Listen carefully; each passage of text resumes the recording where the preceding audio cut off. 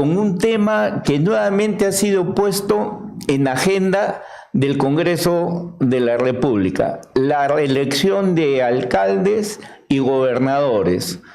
Tercera vez, ya ha habido 2 oportunidades que ha abortado, no ha habido humo blanco, hoy nuevamente se pone en el tapete a través de una propuesta legislativa de la bancada de Somos Perú. Pero, estimado vecino, vecina, una reelección de alcaldes y gobernadores en estas circunstancias, con un Congreso cuya imagen se encuentra alicaída, ¿cuánto de éxito podría tener? Pero lo más importante, saber qué guarda esta propuesta legislativa de una posible reelección de autoridades políticas.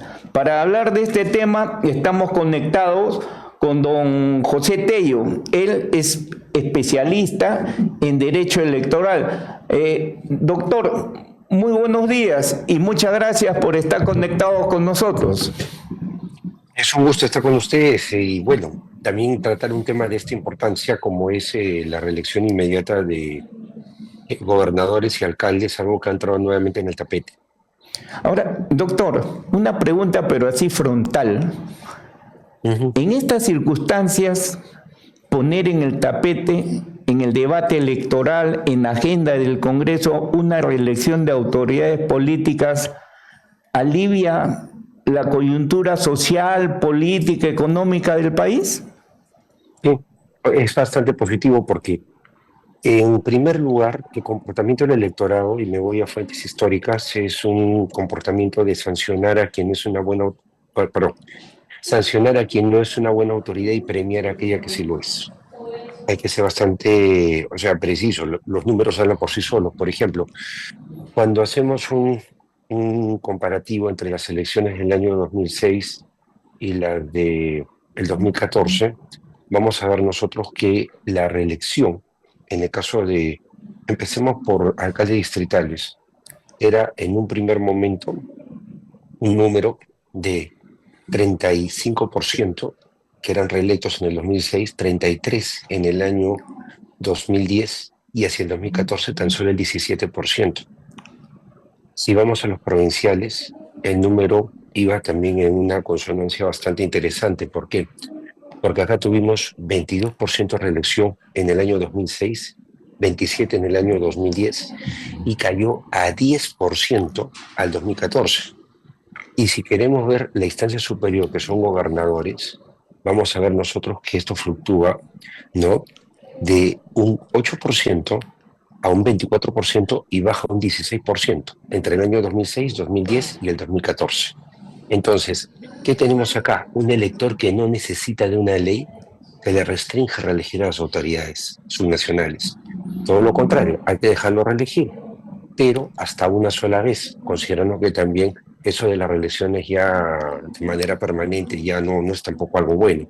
Entonces, en ese sentido, es bastante saludable que se permita una reelección inmediata para que pueda terminar también este periodo de 4 a 8 años y pueda ser una gestión mucho más estable, considerando que los alcaldes normalmente, pues el primer año de gestión es un año en donde se acomodan respecto a lo que dejó el anterior alcalde, su predecesor, y luego ya prácticamente son 3 años de gobierno. Si le colocamos un periodo más, la cosa estaría bastante buena en el sentido de que es más tiempo de gobierno, de gestión. Pero lo más importante, el elector tiene que tener derecho a reelegir, aunque sea por una vez. Doctor, pero qué buen dato estadístico usted nos ha dado, ¿eh? Desde el punto de vista de ese dato estadístico que nos ha brindado, podríamos decir de que el elector sí sabe elegir y no tenemos por qué recortarle ese derecho de elegir, porque está probado estadísticamente que el elector, el ciudadano, elige a la autoridad que sí le ha respondido al desarrollo de la ciudad, por decirlo menos, ¿no? Desde ese punto de vista.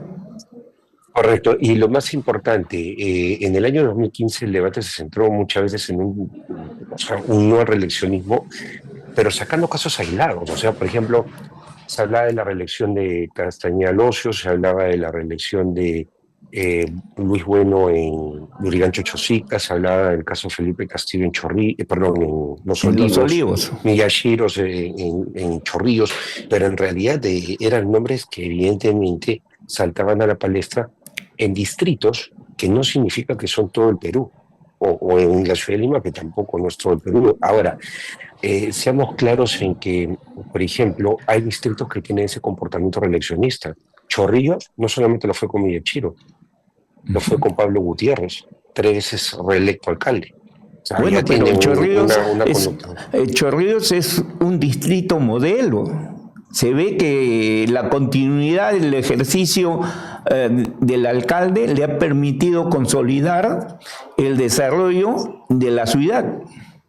Pero es que justamente viene la conducta del elector. Pero si un distrito es reeleccionista, o sea, tiene un electorado reeleccionista porque considera que tiene un buen alcalde y lo puede reelegir, perfecto.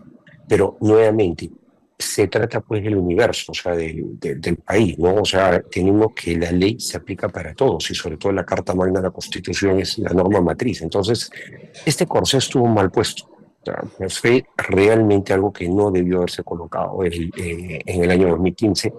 Y bueno, ojalá que se tome el correctivo ahora. Y este Congreso lo puede hacer. Este Congreso está en ejercicio hasta el 26 de julio del año 2026. O sea, puede perfectamente seguir legislando, sobre todo que todavía tiene plazo para hacerlo.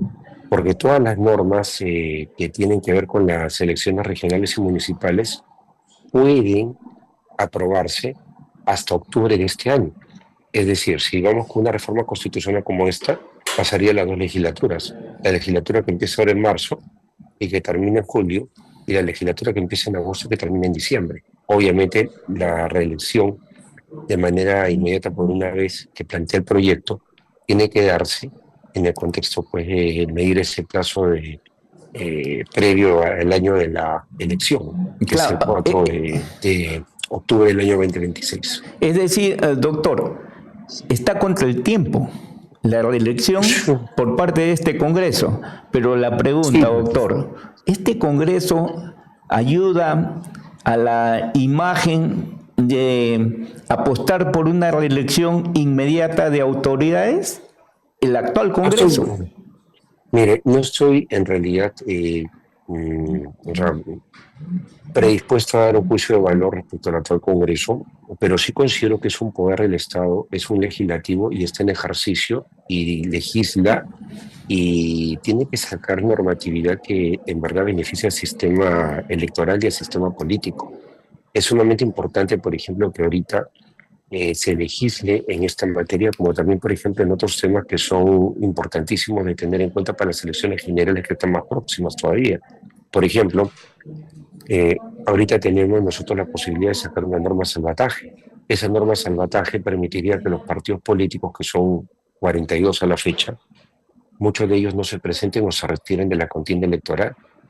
¿Por qué? Porque algo así ocurrió en el año 2016 y permitió que partidos como Solidaridad Nacional, como Patria Segura, como el Partido Nacionalista incluso, se retiren de la contienda y no participen. Eso permitió que el número de partidos, bueno, no se reduzca mucho, pero hoy día que tenemos 42, muchos de ellos podrían retirarse de contienda. Y esa norma hay que sacarla antes del 12 de abril.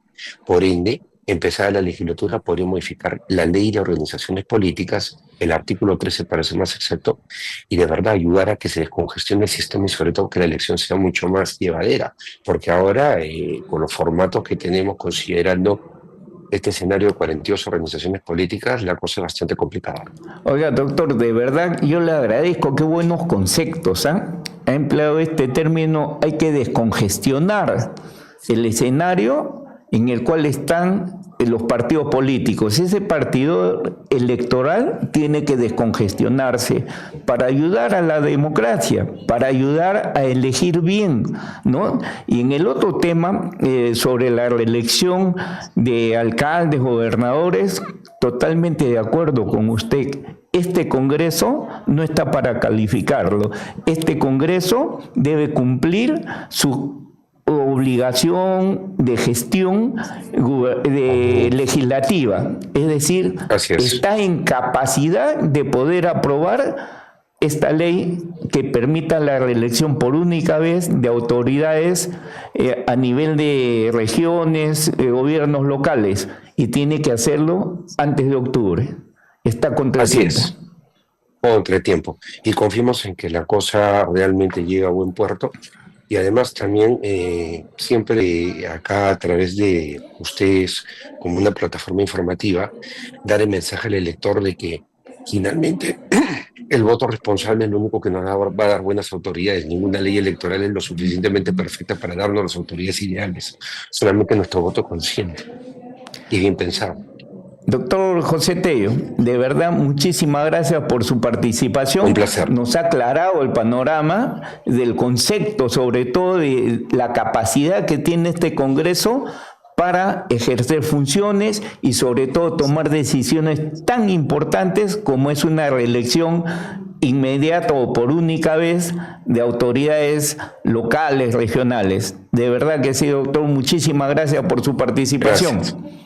Estén bien, muchas gracias. Muy bien, hemos estado con el doctor José Tello, especialista en Derecho Electoral, y ustedes han visto, han escuchado, el Congreso actual tiene que apurarse, está contra el reloj, hasta octubre puede aprobar en esta legislatura, que se inicia en estos días, y en la siguiente legislatura, para poder